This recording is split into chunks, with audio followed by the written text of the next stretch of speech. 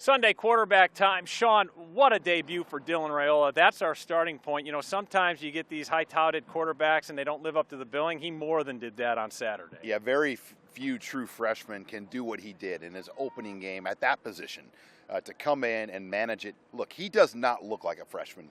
To get up there and calmly command a 2-minute offense, to check into a run call that leads to a 42-yard run. You just don't see kids do. You're just trying to teach them to make one or two reads, let alone checks that change the entire face of a game. So this was what you wanted it to be, if not more. And it's hard not to be excited about the future of this offense with Dylan Raiola under center. Before we get to running backs, I want to ask you about wide receivers because Dylan really spread the ball around. I think 11 different Huskers caught a pass, and obviously some of that had to do with garbage time. But he really likes to distribute to more than one receiver. Obviously, Nayor had the big day, but, man, they've got a lot of weapons. Yeah, Nayor, Banks, you saw Carter Nelson, Janiron Bonner, Jacory Barney. Mm-hmm. They have upgraded that receiver position as much as any position other than quarterback maybe on this football team. And to kind of put it in perspective, last year's starting offense, those were the guys that were in the game in the fourth quarter when you talk about the quarterback and the receivers, when the game kind of was in mop-up duty time. So that really shows you the improvements that Matt Rule and his coaching staff have made to this roster, that guys that were starting and running this show a year ago didn't get in this game until late. Yeah, no question about it. You know, earlier in the week, Matt Rule says he didn't want to play 4 running backs. Marcus Satterfield says that we don't want to play 4 running backs during the season, but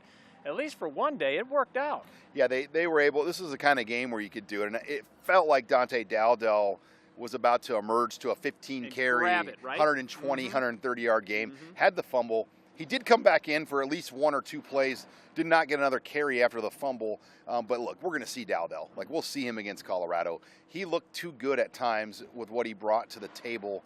And Ramir Johnson gave them a good effort, Emmett Johnson. And Colorado's not a great defense. So I think Nebraska next week, they want to be able to run the ball on the Buffaloes and do a lot of things on the ground to slow the pace down. So those running backs next week will be a big part of this game. What did you see defensively from Nebraska that gives you confidence against a high-powered Colorado offense? Well, they were throwing the kitchen sink today, literally, with the 5 wides and all the different looks that they were given.